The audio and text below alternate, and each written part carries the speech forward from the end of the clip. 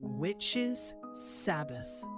A coven converges beneath the full moon, their dark robes blending into the night, encircling a small but lively fire. The composition thrusts the viewer into the heart of the ritual, where ambiguity and fear reign. The central focus is not just the gathering, but the palpable sense of collective anxiety that permeates the scene. Goya's brushwork is loose and urgent, amplifying a sense of immediacy and dread. The moonlight, cold and indifferent, washes over the witches, while the fire casts an unstable, flickering glow, heightening the tension between the mundane and the supernatural. With Witches' Sabbath, Goya invites us to witness a society teetering on the edge, surrendering to superstition and terror in the absence of rational anchors. The great he-goat's presence, towering over the coven, the great he-goat commands the space with a magnetic and terrifying authority. Its massive, gnarled horns arch upward, and its eyes, illuminated with unnatural brilliance, stare directly out, captivating both the witches and the viewer. This figure is not merely an emblem of evil, it is the embodiment of unreason and collective submission. Goya renders the he-goat with a palpable sense of weight and dominance. Its bulk and posture suggest a force both physical and psychological. By crowning the he-goat as the axis of the coven's ritual, Goya critiques the way societies construct and worship abstract fears, allowing monstrous figments to dictate communal behavior. Here, evil is not a distant myth, but a presence conjured and sustained by human complicity. The coven's ritual, clustered tightly around the fire, 5 witches kneel in supplication. Their faces, caught between shadow and firelight, are contorted with fervor. Some lips are parted in silent incantation, others twisted in grimaces of anguish or rapture. Goya's depiction is unflinching. These are not mystical beings, but ordinary individuals swept up in something terrifyingly real. The ritual's precise nature remains purposefully ambiguous, leaving viewers to confront their own discomfort. The sense of ecstasy is tinged with violence, hinting at darker practices, possibly even infanticide, as suggested by historical accounts of such gatherings. Through this ambiguity, Goya probes the thin line between faith and fanaticism, warning against the uncritical embrace of collective rituals that demand the surrender of individual judgment. The fire's flickering light. At the heart of the painting, the fire becomes more than a source of warmth. It is the focal point of hope, dread, and revelation. The flames leap and twist, illuminating hands, faces, and the edges of tattered robes with a spectral clarity. This light, however, is not comforting. Instead, it exacerbates the grotesque features of the coven, throwing their expressions into sharp relief and deepening the surrounding darkness. The interplay of light and shadow dramatizes the fragility of knowledge in a world overrun by uncertainty. Goya's use of chiaroscuro is not merely technical, but profoundly symbolic. The fire's illumination is fleeting, threatened by the immense encroaching shadow, mirroring the precarious position of reason amid irrationality. Moonlit landscape. The coven's ritual unfolds against a backdrop of bleak, deserted land.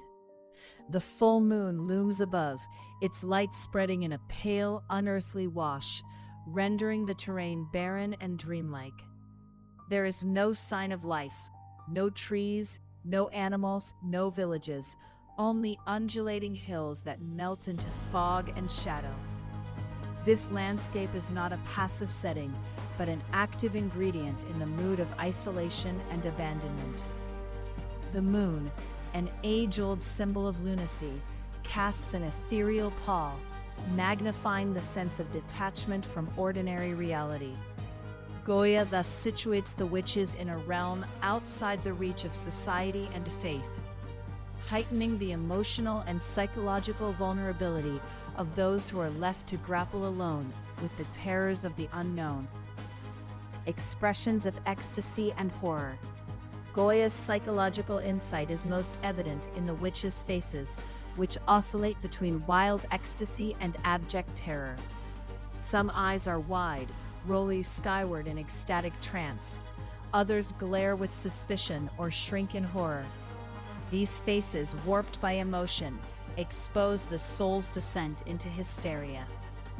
The artist's rapid, jagged brushstrokes reinforce the sense of instability, suggesting minds on the brink of collapse. The rejection of Enlightenment ideals is stark. These are not individuals guided by reason, but by forces beyond rational control. Their distorted features reflect the internalization of societal fears and the physical manifestation of collective panic. In this crucible, Goya compels the viewer to confront the vulnerability of the human psyche when subjected to relentless pressure and communal dread. Hands and arms are just as expressive as faces in this nocturnal congress. Some hands reach eagerly toward the fire, as if to draw power or seek purification. Others clutch at companions, fingers twisted in anxiety or mutual support. Still others gesture skyward or press against their own chests in gestures of supplication or fear. Each movement is meticulously observed, giving the assembly a sense of life and dynamism. These gestures reveal the duality of the group, the comfort of belonging and the terror of complicity. The shared ritual binds the witches, yet their desperation is palpable. Through these gestures, Goya maps the choreography of hysteria, capturing the paradox of community forged by shared dread and the longing for transcendence, however misguided. Darkness beyond reason. Enveloping the entire tableau is a suffocating darkness, a void that begins at the edge of the firelight and extends infinitely outward. This darkness is both literal and allegorical. It symbolizes the ignorance and superstition that choke rational thought, the absence of spiritual or intellectual illumination. Goya's shadows have a weight and depth that threaten to consume the fragile figures huddled within their circle of light. The painting's atmosphere is one of claustrophobia, where terror is both internal and external, real and imagined. The viewer is left with a sense of profound unease, prompted to reflect on the consequences of abandoning reason and compassion in favor of fear and exclusion. Closing reflection. Goya's Witches' Sabbath stands as a searing indictment of a society surrendered to its own nightmares. Through his virtuosic manipulation of light, form, and psychology, Goya exposes the devastating effects of mass hysteria, superstition, and collective fear. The painting's haunted faces and ominous shadows challenge us to recognize the fragility of reason and the ever-present risk that civilization can regress into darkness.